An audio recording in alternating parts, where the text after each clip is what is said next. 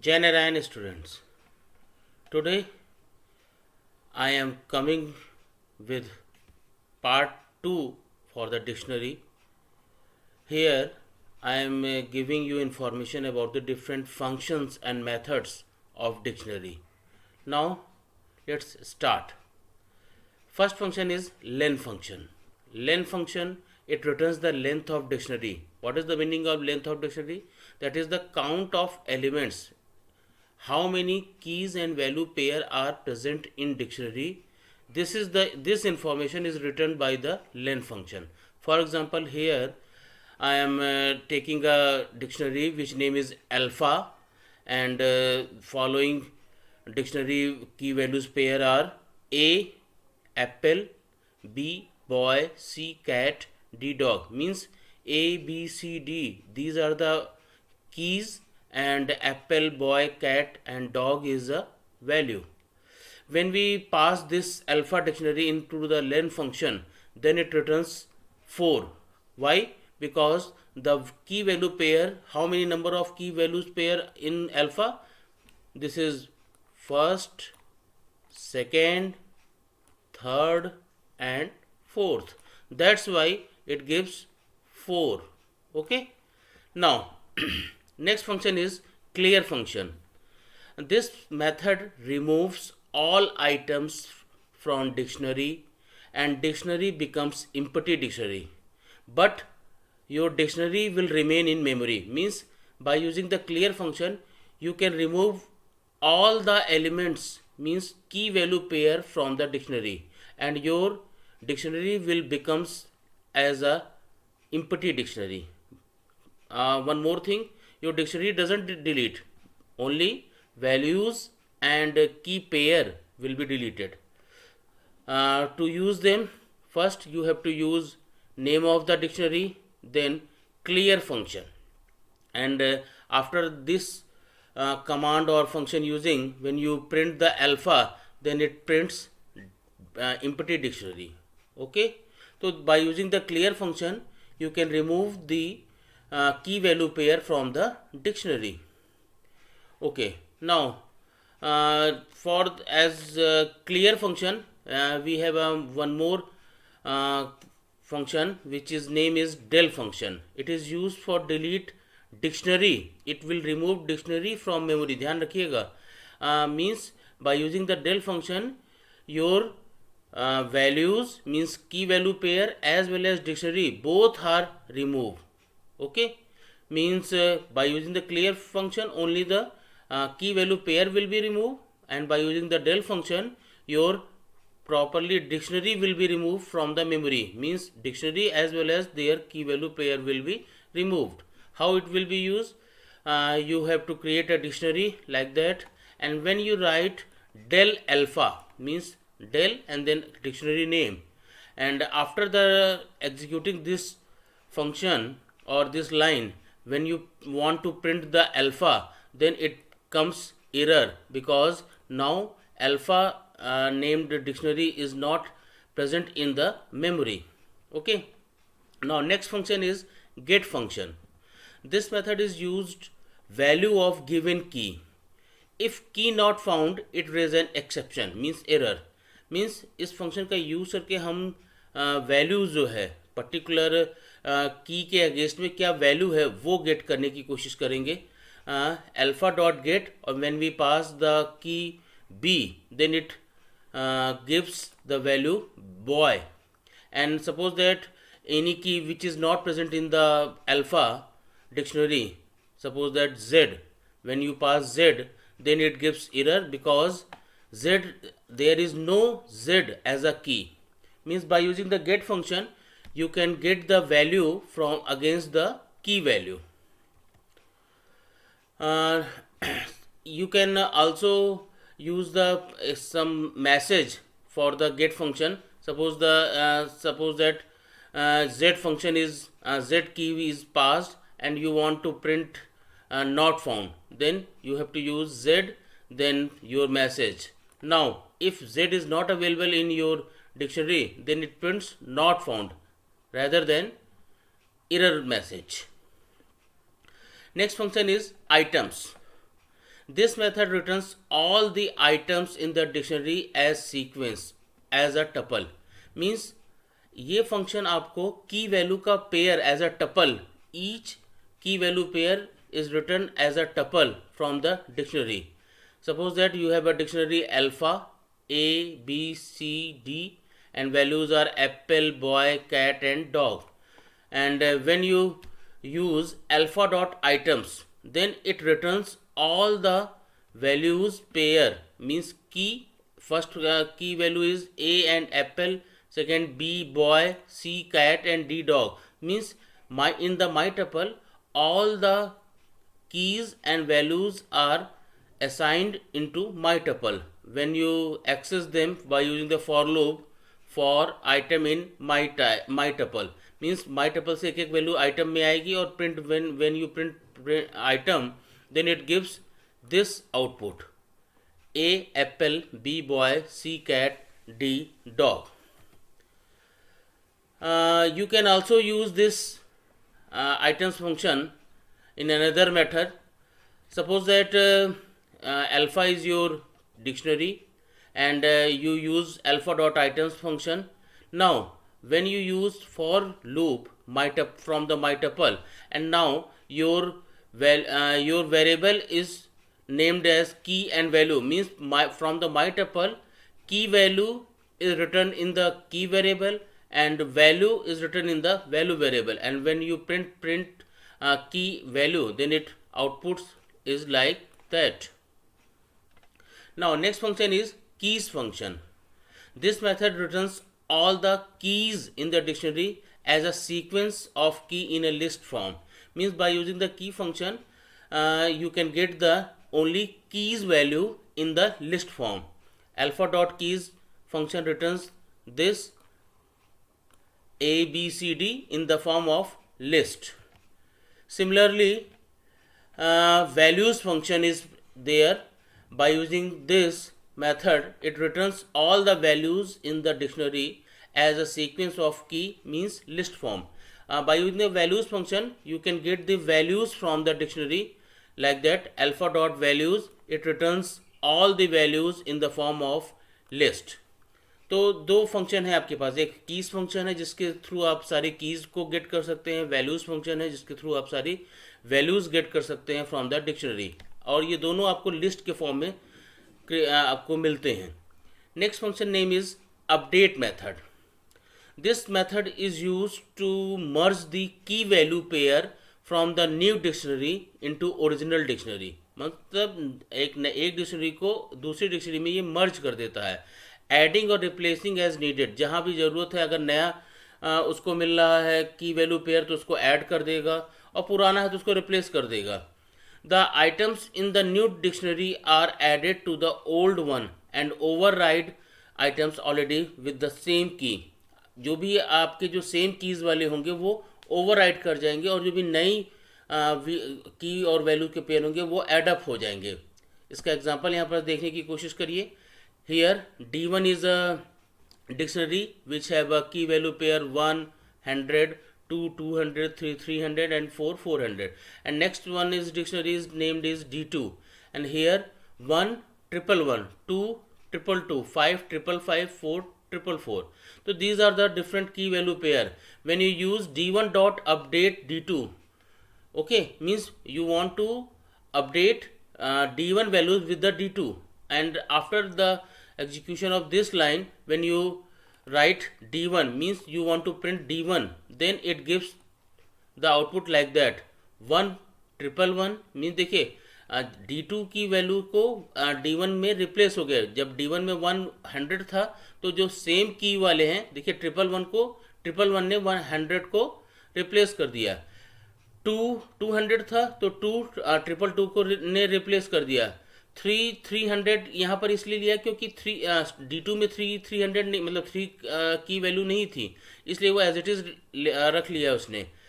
5555 D2 में था लेकिन D1 में नहीं था, इसलिए ये यहाँ पर प्रेजेंट है.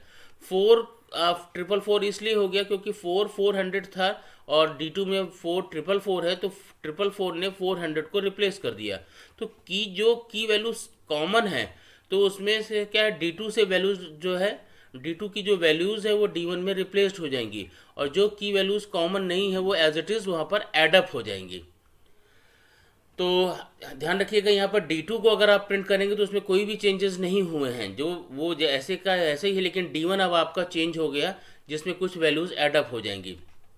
सेम इसी वर्क को हम लोग फॉर लूप की हेल्प से भी क्रिएट कर सकते हैं। फॉर की इन D2 डॉट कीज, D2 के अंदर हमने कीज़ को यूज़ किया और हमने यहाँ पे D1 की is equal to D2 keys किया है।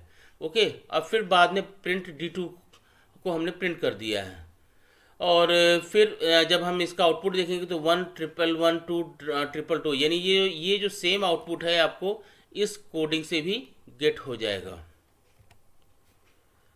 Now, next function is form keys function. It returns new dictionary with the given set of element as the key of the dictionary. Means by using the form key, you can create a new dictionary.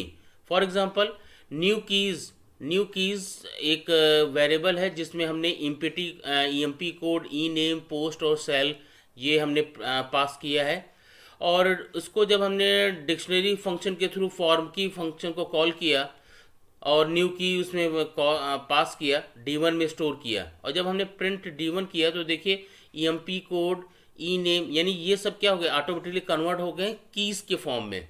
ठीक है, लेकिन value अभी इसमें हमने store नहीं की है, इसलिए ये देखिए नन स्टोर कर रहा है। तो की वैल्यूज़ तो स्टोर हो गए, की तो स्टोर हो गया, लेकिन वैल्यूज़ उनके अगेंस्ट में स्टोर नहीं हुई। अब नेक्स्ट एग्जांपल पे ज़रा ध्यान दीजिए, यहाँ पर मैंने क्या किया कि न्यू कीज़ नाम से, तो सेम उसी तरीके से हम लोगों ने कीज़ को स्टोर कर लिया, वैल्यू को हमने यहाँ वेरिएबल बनाया जिसको NA बाय डिफ़ॉल्ट अभी दिया है, और अब जब आपने न्यू की और वैल्यू इन दोनों को पास किया तो अब क्या होगा, देखिए ध्यान से देखिए आउटपुट को, आपका जो की वैल्यू है और उसके अगेंस्ट में वैल्यूज़ जो अभी तक नन आ रहा था वो अब NA आएगा, क्योंकि NA की वैल्यू चेंज नहीं, NA की वैल्यू फिक्स है। ठीक है, अगर हम NA की वैल्यू को चेंज कर लें या लिस्ट प्रोवाइड कर लेंगे तो हम वैल्यूज़ को भी यहाँ पर दे सकते हैं। नेक्स्ट एग्जांपल पे ज़रा ध्यान से देखिए, यहाँ पर हमारा वॉवेल्स एक वेरिएबल है जिसमें AEIOU स्टोर है, और नेक्स्ट है आपका काउंट। ठीक है, when we pass vowel and count into the fromkeys function with the dicts function, तो when we print D1 then what happen, A के अगेंस्ट में 1, E के अगेंस्ट में 1 and I 1, O 1, U 1, and when we append by using the append function, when we append the value 2 in the count, मतलब by count is a list, तो when we add 2 in the list count, then what happen, now A have 1 2, E have 1 2, I have 1 2, O have 1 2, and U have 1 2, means list is assigned to each key as the list updated dictionary key values are automatically updated। जैसे ही आप list को update करेंगे तो automatically वो जहाँ पर dictionary में use हो रहा है वहाँ पर भी ऑटोमेटिकली अपडेशन आ जाएगा। नेक्स्ट फंक्शन है कॉपी फंक्शन। जैसा कि नाम ही आपको बता रहा है, it will create a copy of dictionary. किसी भी डिक्शनरी की कॉपी आपको क्रिएट करनी है तो आप कॉपी फंक्शन का यूज़ कर सकते हैं। Suppose that we have a dictionary D1 which have value EMP NO1, EMP name Raj, DEPT sales salary 8000, and when you write D2 is equal to D1 dot copy means D1 की एक copy create हो जाएगी और वो D2 को assign हो जाएगी, and when you print D2 then it prints same value which have a D1. Okay, and now next I am writing here D2 salary is equal to 10,000, means in the D2 I am changing the value of salary key from 8,000 to 10,000, and now when we print D2 then it prints updated value of for the D2 salary key 8,000 to 10,000, and when you print D1 then it have as well as same values, जैसा कि उसकी में पहले ही भी salary में 8,000 की value थी वो एज इट इज़ वहाँ पर है कि वहाँ पर कोई भी चेंजेस नहीं होंगे। Next function is pop item. It will remove the last dictionary item और रिटर्न की वैल्यू। जो लास्ट डिक्शनरी आइटम है उसको जो है रिटर्न करेगा, ठीक है, और उसको उसको रिमूव करेगा और उसे रिटर्न करेगा। जैसे D1 आपके पास क्या है, EMP-NO के साथ है, EMP नेम है, DEPT और सैलरी DEPT सेल्स है और सैलरी 8000 है। When you write D1 dot pop item, तो यहाँ से दो वैल्यू आएगी, बाहर निकलेगी, और ये दोनों वैल्यू को, एक फर्स्ट वैल्यू को के और सेकेंड वैल्यू को हमने वी में स्टोर कर लिया। नाउ व्हेन यू प्रिंट के एंड वी, देन के की वैल्यू सैलरी, क्योंकि लास्ट वैल्यू ये है आपका, सैलरी जाएगी के के पास और 8000 जाएगा वी के पास, और जब आप के और वी को प्रिंट करेंगे तो आपके पास एज इट इज इस तरह से आउटपुट आएगा। नेक्स्ट फंक्शन है max function. As name says, this function returns highest value in dictionary. This will work only if all the values in dictionary is of numeric type, यानी सारी values आपकी numeric होंगी तभी ये work करेगा और highest value आपका return करेगा। सेम एज मिन फंक्शन है, ठीक है, मिन फंक्शन सेम एज रिटर्न करेगा minimum value in dictionary, and this will work only if all the values in dictionary of numeric type. ये भी उसी तरह से काम करेगा, अगर डिक्शनरी में आपके न्यूमरिक वैल्यूज हैं तभी मैक्स और मिन आपको आउटपुट जनरेट करके देगा। जैसे कि एग्जांपल में यहाँ पर दिया हुआ है D1 इज इक्वल टू 1 2 3 4, ये आपके कीज़ हैं और वैल्यूज़ आपके 1000 2000 10,000 एंड 9000 हैं। तो मैक्स फंक्शन क्या करेगा, देखिए रिटर्न करेगा आपको 10,000, एंड मिन फंक्शन आपको रिटर्न कर रहा है, ये देखिए मैक्स फंक्शन रिटर्न कर रहा है और ये मिन फंक्शन आपको 1000 रिटर्न कर रहा है। नेक्स्ट फंक्शन है इसमें sorted function. This function is use to sort the key और value of dictionary in either ascending और descending order. By default it will sort the keys. आप इसका यूज़ करके कीज़ को भी शॉर्ट कर सकते हैं और वैल्यूज़ को भी शॉर्ट कर सकते हैं, लेकिन बाय डिफ़ॉल्ट ये कीज़ को ही कीज़ के अकॉर्डिंग शॉर्टिंग परफॉर्म करता है। तो when you write D1 is equal to this is the dictionary, and when you use sorted, print sorted और उसमें D1 आपने पास किया, तो it gives the output 1 2 3 4 5, okay, sorting according to the keys. और next मैंने आपको यहाँ पर देखिए लिखा हुआ है D शॉर्टेड में D1 डॉट वैल्यूज़ को मैंने यहाँ पर पास किया। नाउ अब ये आपको ये वैल्यूज़ के अकॉर्डिंग शॉर्टिंग करके परफॉर्म करके दिखा रहा है। इसमें एक और ऑर्डर है, बाय डिफ़ॉल्ट तो ये असेंडिंग ऑर्डर में ही रहता है, लेकिन अगर आप चाहते हैं कि ये डिसेंडिंग ऑर्डर में आपका शॉर्टिंग का आउटपुट आए, तो आपको यहाँ पर एक यूज़ करना पड़ेगा argument reverse. Reverse is equal to true. अगर आपने रिवर्स इक्वल टू ट्रू कर दिया, नाउ आपका जो आउटपुट है वो डिसेंडिंग ऑर्डर में जनरेट हो जाएगा। तो by using this method you can get the reversed order of sorted output. Now I am discussing a program to count how many times characters appear in dictionary. कितनी बार कोई character dictionary में appear है उसको हम लोग यहाँ पर डिस्कस कर रहे हैं। सपोज दैट एक हमने नेम वेरिएबल में हमने स्ट्रिंग यूज़र से रख लिया और इसको एक एम्प्टी डिक्शनरी को हमने क्रिएट कर लिया।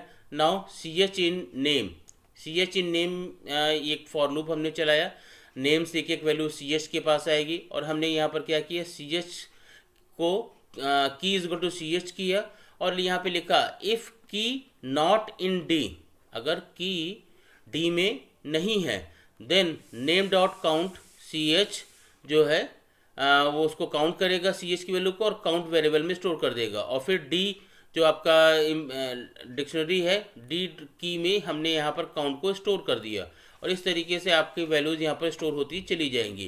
तो यहाँ पर देखिए जब लास्ट में प्रिंट d को करेंगे तो देखिए अगर यहाँ पर आउटपुट आपके सामने है कि एक स्ट्रिंग हमने लिया है जिसमें 2 times a 2 times b 3 times c 3 times d और 1 टाइम्स e हमने स्टोर किया, और जब इसको हमने एग्जीक्यूट किया तो हमारे पास आउटपुट देखिए इस तरीके से आएगा।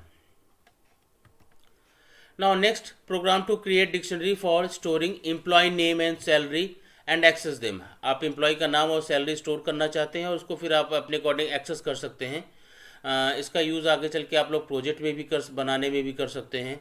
सपोज दैट यहाँ पर मैंने दो डिक्शनरी, एक नेम और सैलरी, ये दो लिस्ट पहले क्रिएट की, और हमने यहाँ पर एक डिक्शनरी क्रिएट की EMP डिक्शनरी, जिसमें हमने EMP नेम आपका की रखा है और उसमें हमने नेम लिस्ट को पास किया, सैलरी की रखा हुआ है, इसमें हमने सैलरी लिस्ट को पास कर दिया है।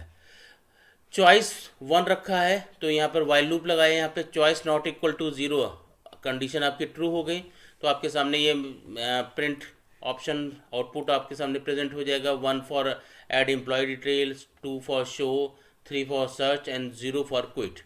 तो सपोज दैट आपने चॉइस दिया 1, जब आपने 1 दिया चॉइस तो आपके सामने जो यहाँ पर जनरेट होगा, ये देखिए इनपुट इंटर नेम आया, आपने जो भी नाम दिया वो नेम में स्टोर हो गया। फिर नेक्स्ट इंटर सैलरी आया, ये सैलरी वेरिएबल में स्टोर हो गया।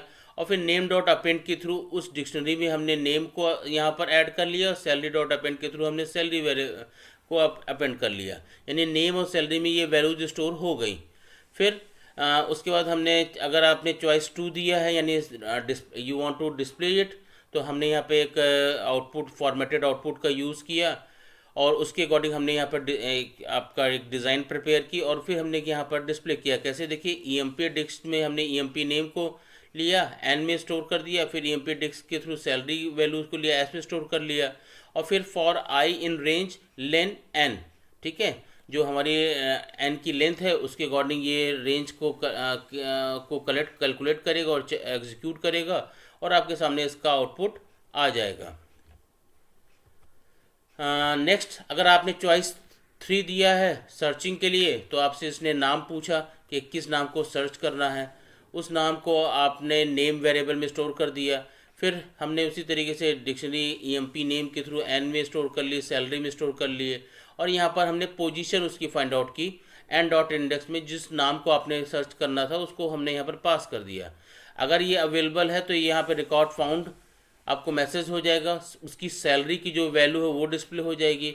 हो सकता है कि अवेलेबल ना हो तो उस केस में आपके सामने name not in the record ये मैसेज होगा और फिर ये आगे आ जाएगा।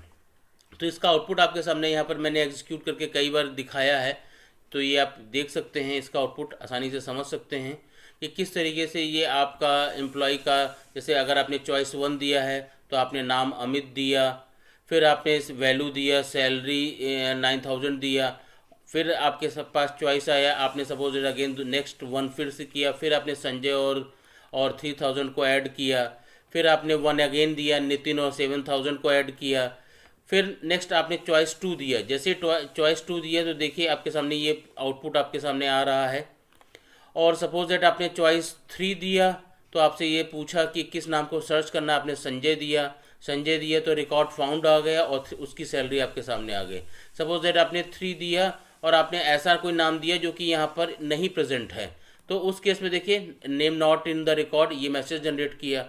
और फिर लास्ट में सपोज दैट आपने 0 यानी क्विट के लिए मैसेज जनरेट किया, तो आपका प्रोग्राम यहाँ पर क्विट हो जाएगा और बंद हो जाएगा।